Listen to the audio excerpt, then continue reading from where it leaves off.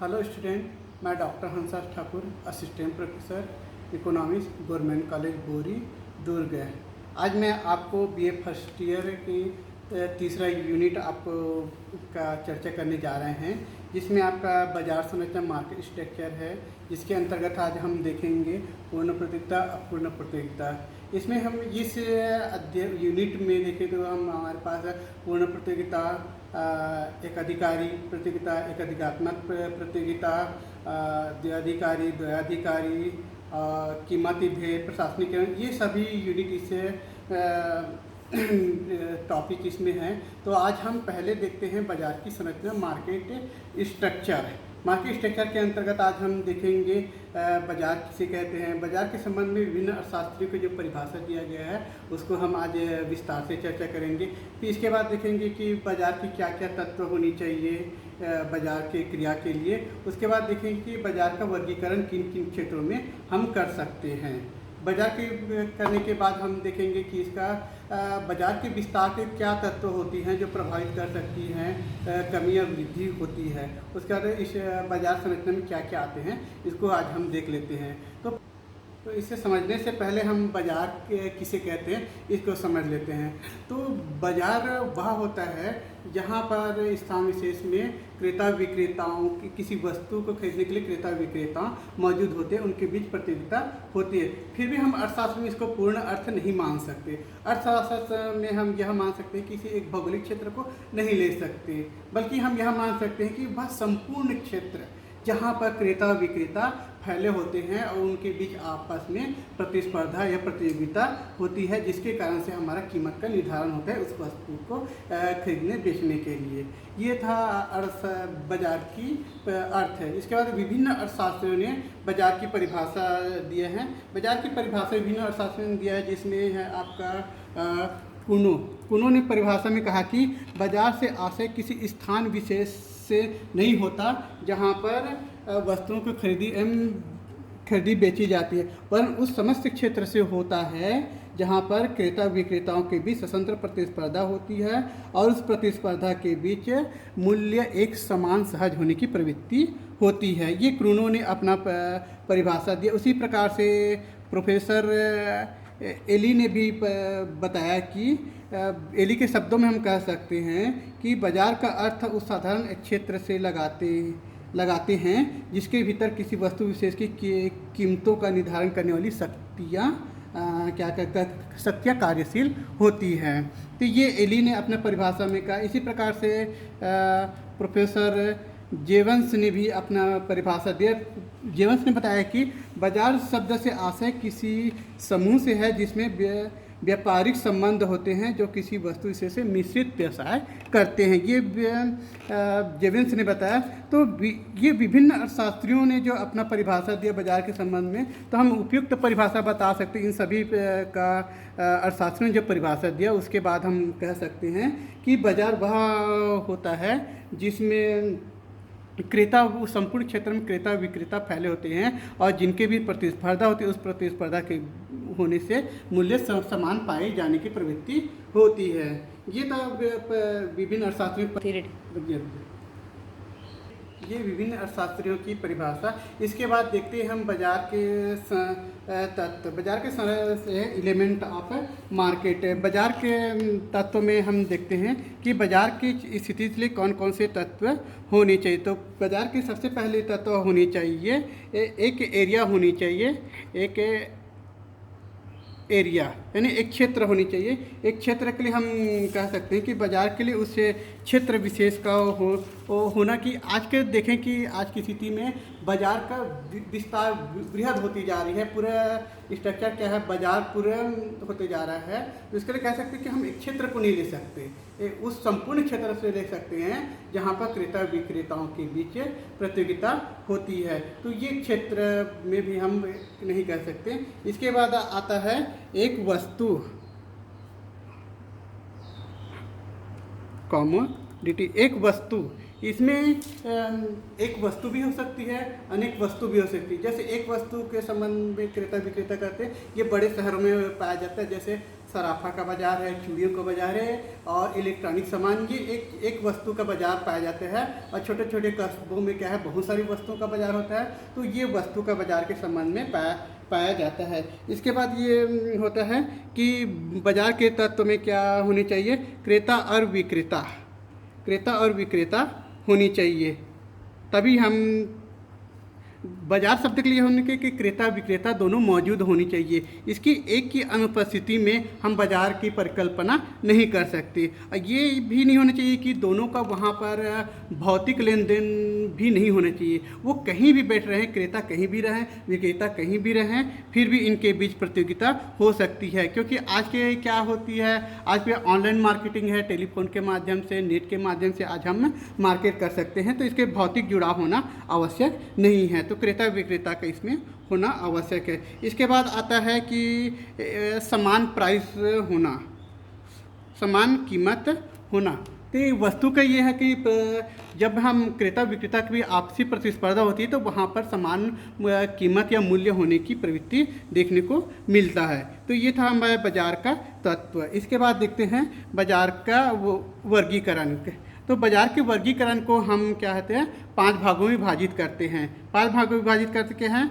एक हम तो एक क्षेत्र के आधार पर विभाजित करते हैं, दूसरा हम विभाजित करते हैं कि ये समय के आधार पर इसको वर्गीकरण कर सकते हैं, तीसरा हम इसको वर्गीकरण कर सकते हैं कि ये बिक्री के आधार पर वर्गीकरण करते हैं। उसके बाद है प्रतियोगिता के आधार पर वर्गीकरण करेंगे, और पांचवा जो वर्गीकरण करेंगे ये वैधानिकता के आधार पर इसको वर्गीकरण करते हैं।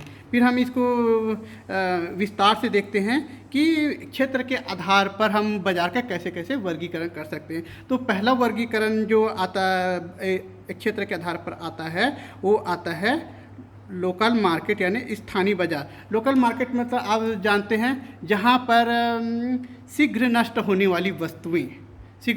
वाली वस्तुएं या भारी वस्तुएं जिसका आकार के अनुसार मूल्य कम पाया जाता है, ऐसे क्षेत्र क्या है, लोकल क्षेत्र में पाया जाता है। शीघ्र यानी इसको दैनिक बाजार भी कहते हैं। दैनिक बाजार है वो छोटे छोटे कस्बों में भी हो सकता है, बड़े क्षेत्रों में भी हो सकता है। इसमें शीघ्र नष्ट होने वाली जैसे है सब्जी है, दूध है, मछली है, ये शीघ्र नष्ट होने वाली वस्तु हैं जिसके लिए ये स्थानीय बाजार, लोकल बाजार पाया जाता है। जिसे और भारी वस्तुओं में जैसे है जो एक स्थान से परिवहन लागतें बहुत ज़्यादा होती है, ये होती है आपका कंस्ट्रक्शन का सामान है, ईंट रेत गिट्टी ये सामान आती है। इसके बाद आता दूसरा होता है क्षेत्र के आधार पर जो है वो है प्रोविंशियल मार्केट यानी यह है प्रांतीय बाजार। इसको प्रांतीय बाजार कहते हैं। प्रांतीय बाजार में एक प्रदेश के अंतर्गत फैला होता है जिसको प्रांतीय बाजार, जैसे राजस्थान का जो बाजार है चूड़ी का बाजार, लाख का बाजार, ये फेमस है, तो वो सब प्रांतीय बाजार हम कह सकते हैं। एक प्रांत के क्षेत्र में होता है। इसके बाद एक क्षेत्र के बाजार आता है, एक है राष्ट्रीय बाजार, राष्ट्रीय मार्केट में देश की सीमा के अंतर्गत हम यहाँ से भी हम दिल्ली में जाके खरीदी बिक्री कर सकते हैं, बॉम्बे या दक्षिण भारत में कहीं भी जाके हम कर सकते हैं। तो राष्ट्र की सीमा के अंतर्गत हम जो है लेन देन करते हैं। अपने वस्तु कपड़ा है, कोई इलेक्ट्रॉनिक सामान है या कोई कुछ वस्तु परचेस हम करते हैं, तो इस प्रकार से हम राष्ट्रीय क्षेत्र के अंतर्गत आते हैं। इसके बाद क्षेत्र के आधार पर देखते हैं तो फिर है इंटरनेशनल मार्केट यानी अंतर्राष्ट्रीय बाजार। अंतर्राष्ट्रीय बाजार में देखते हैं कि इसमें आयात और निर्यात की क्रिया, ठीक है ना। आयात निर्यात की क्रिया किस प्रकार से होते हैं, हम बहुत सारे पेट्रोलियम पदार्थ के आयात करते हैं और बहुत भारी मशीनी सामान का आयात करते हैं। तो ये हम विदेशों पर भी निर्भर होते हैं और हमारे सामान भी विदेशों पर भी, हमारे सामान भी बहुत सारे इलेक्ट्रॉनिक सामान जाते हैं, चावल, गेहूँ और बहुत सारे मसाले बाहर हम भेजते हैं। तो हम अमेरिका में बैठे, अमेरिका से भी हम लेन देन कर सकते हैं, कहीं से भी रहने से हम ये लेन देन कर सकते हैं। क्रेता विक्रेता यहाँ पर भी फैले हो सकते हैं। ये था बाजार के क्षेत्र के बारे में हमने पूरा विस्तार से चर्चा किया। इसके बाद आपका आता है समय के आधार पर वर्गीकरण में देखते हैं। तो समय को भी हम इसको 4 भागों में बांट सकते हैं। 4 भागों में कैसे बांट सकते हैं, very short very short period market.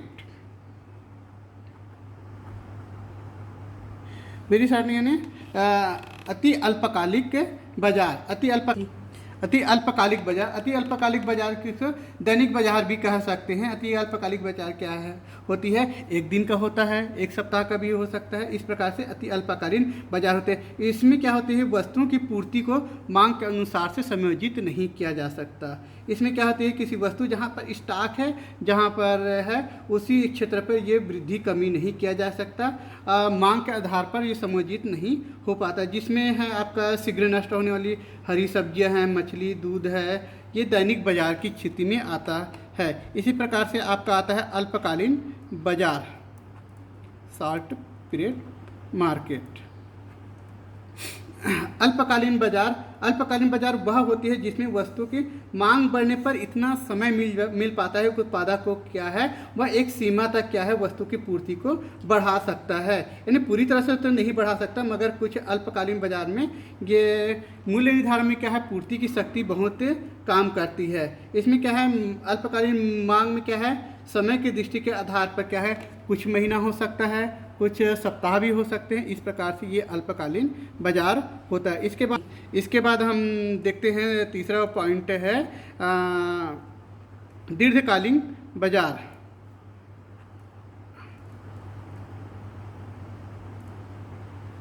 दीर्घकालिक बाजार वह स्थिति है जिसमें वस्तु की पूर्ति उसके मांग के अनुसार से घटाया बढ़ाया जा सकता है। यानी उत्पादक को इतना समय मिल जाता है कि वह पूर्ति को उसकी मांग के अनुसार से समायोजित कर सकता है। इसमें मांग और पूर्ति की क्या है, सामंजस्य होने की शक्ति पाया जाता है। यह जो होता है बाजार जो है दीर्घकालीन, जिसमें वस्तु का मूल्य निर्धारण होता है मांग की अपेक्षा पूर्ति का अधिक प्रभाव रहता है। ये तो दीर्घकालिक के बाजार होता है। इसी प्रकार से चौथा आ जाता है अति दीर्घकालीन बाजार।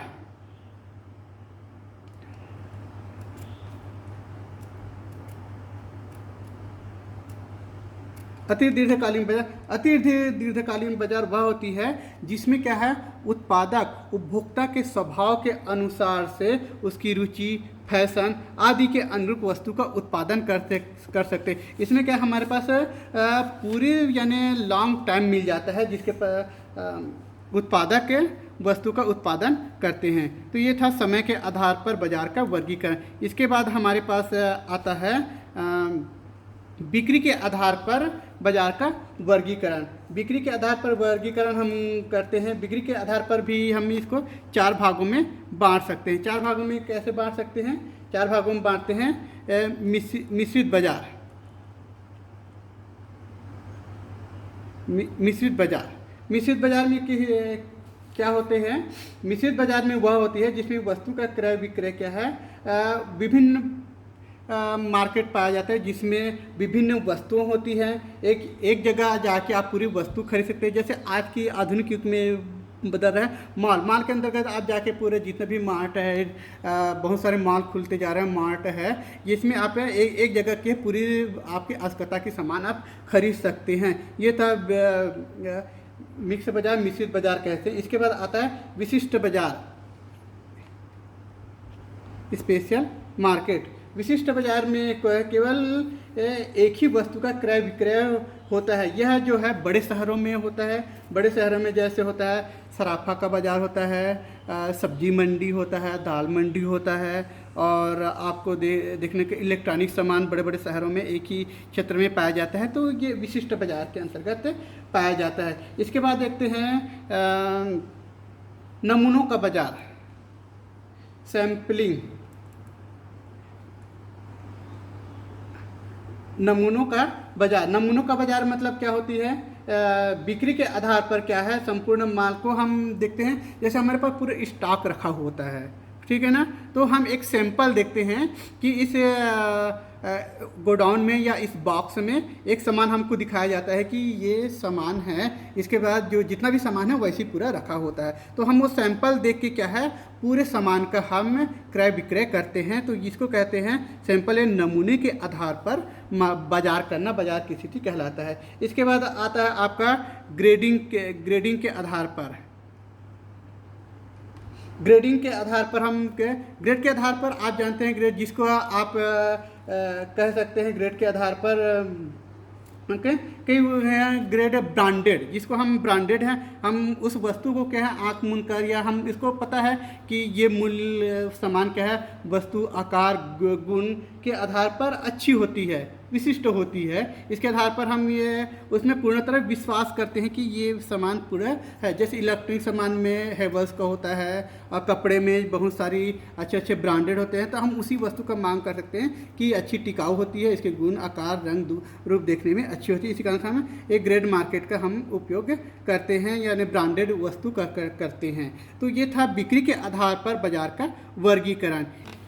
इसके बाद हम देखते हैं कि बाजार के चौथा वर्गीकरण क्या है, प्रतियोगिता के आधार पर इसको वर्गीकरण किया गया। प्रतियोगिता के आधार पर वर्गीकरण में हम देखते हैं कि प्रतियोगिता के आधार पर ये है आप परफेक्ट मार्केट, परफेक्ट यानी पूर्ण बाजार वह होती है जहाँ पर क्या है क्रेता और विक्रेताओं की बड़ी संख्या मौजूद होती है और उसको क्या बाजार का पूर्ण ज्ञान होता है और उनके बीच क्या है पूर्ण प्रतियोगिता पाई जाती है। यह बाजार जो एक काल्पनिक धारणा है, वास्तविक जगत में ऐसी बाजार नहीं पाया जाता। तो ये था पूर्ण बाजार। इसके बाद दूसरा होता है अपूर्ण बाजार,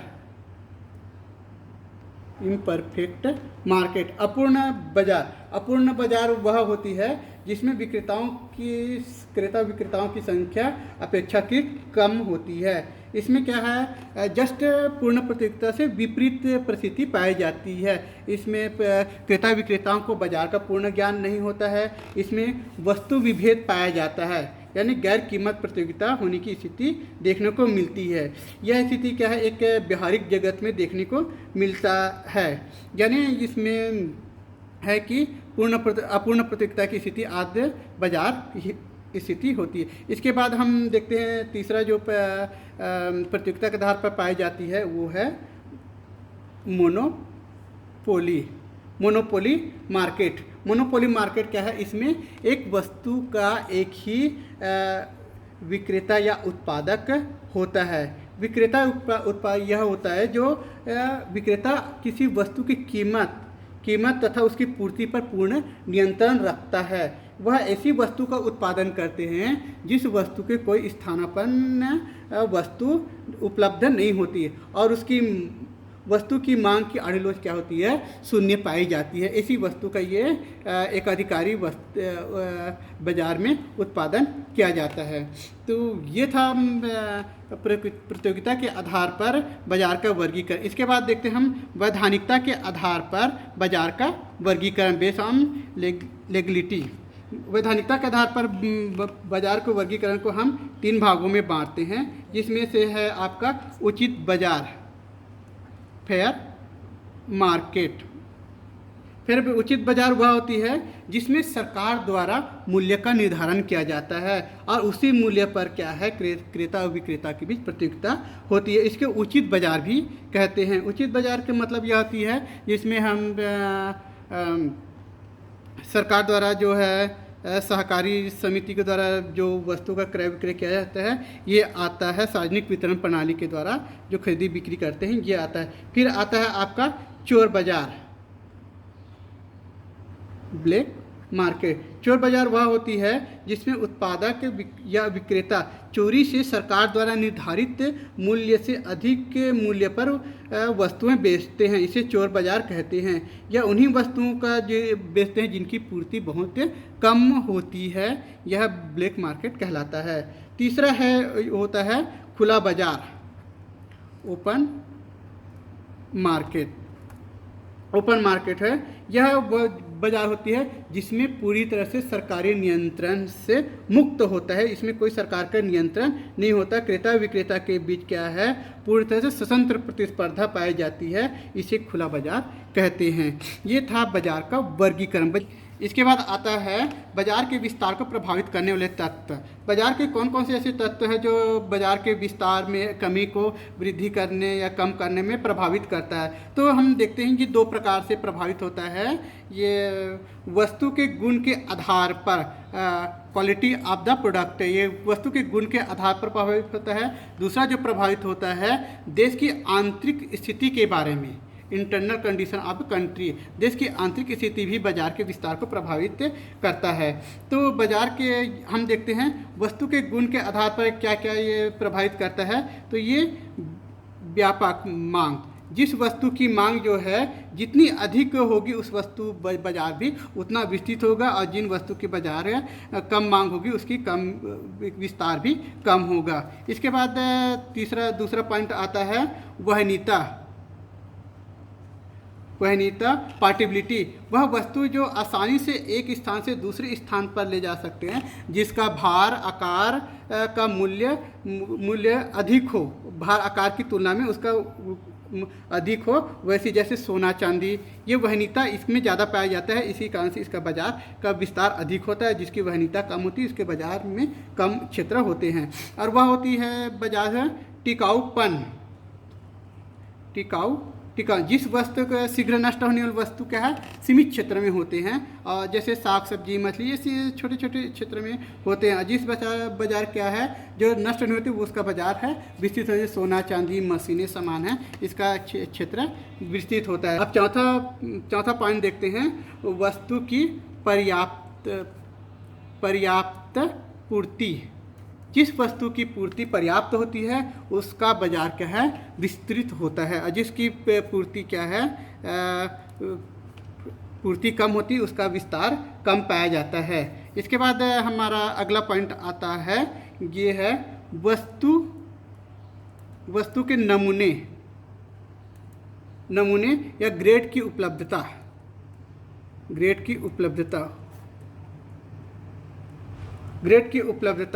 जिस वस्तु के नमूने अच्छे हों, ग्रेडिंग अच्छे हो, उस वस्तु के विस्तार अधिक होता है। जिसकी ग्रेड कम होता है उसकी विस्तार कम पाई जाती।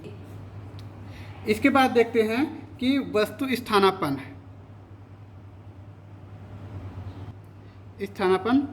वस्तुओं की संख्या। जिस वस्तुओं की स्थानापन्न संख्या अधिक होती है उस वस्तु का विस्तार कम पाया जाता है, और जिस वस्तु की स्थानापन्न कम होती है उसका विस्तार अधिक देखने को मिलता है। इसी प्रकार से क्या है वस्तु का फैशन,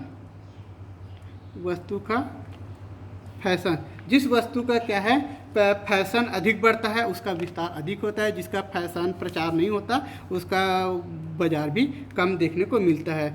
तो इस प्रकार से ये क्या है वस्तु की गुणवत्ता के आधार पर ये बाजार का विस्तार होता है। इसी प्रकार देश की आंतरिक स्थिति क्या होता है, पहला जो होता है शांति एवं सुरक्षा। जिस देश का शांति एवं सुरक्षा अच्छी है वहाँ देश का विस्तार होगा। जहाँ पर क्या है आतंकवादी घटना कुछ घटना होती है उसके वजह से बाजार का विस्तार नहीं हो पाएगा। जैसे है पर्याप्त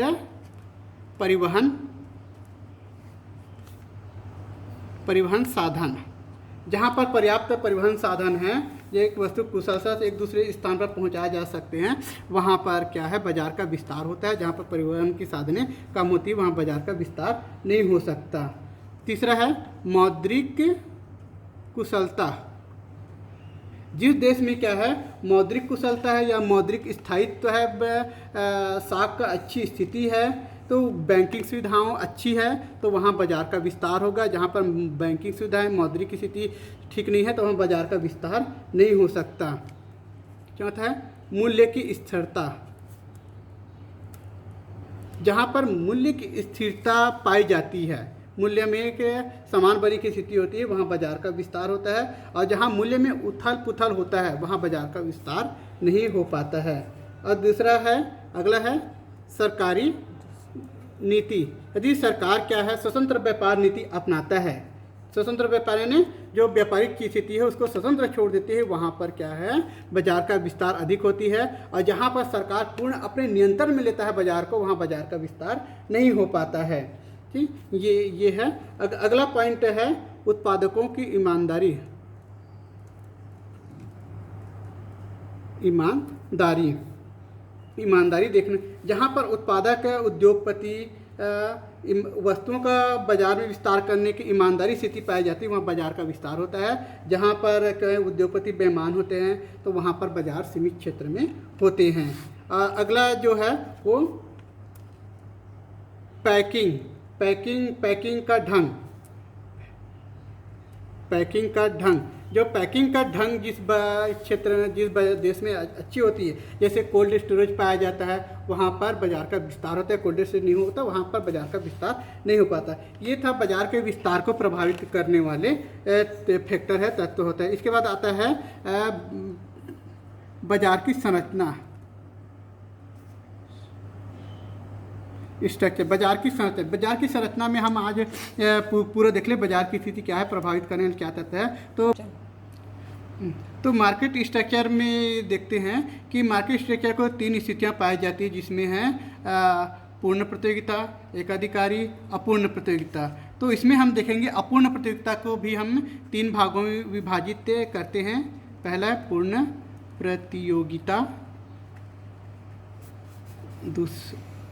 दूसरा है अपूर्ण प्रतियोगिता, तीसरा है एकाधिकारी प्रतियोगिता। तो ये 3 भागों में इसको बांटते हैं। तो 3 भागों में ये बांटते हैं, पूर्ण प्रतियोगिता, अपूर्ण। तो अपूर्ण प्रतियोगिता को भी हम इसको 3 भागों में बांटते हैं, जिसमें से आपका आता है एकाधिकारिक प्रतियोगिता, अल्पाधिकारी और द्वयाधिकारी प्रतियोगिता। तो ये हम बाजार स्ट्रक्चर में देखेंगे। अगले क्लास में हम पूरा पूर्ण प्रतियोगिता के बारे में चर्चा करेंगे। धन्यवाद।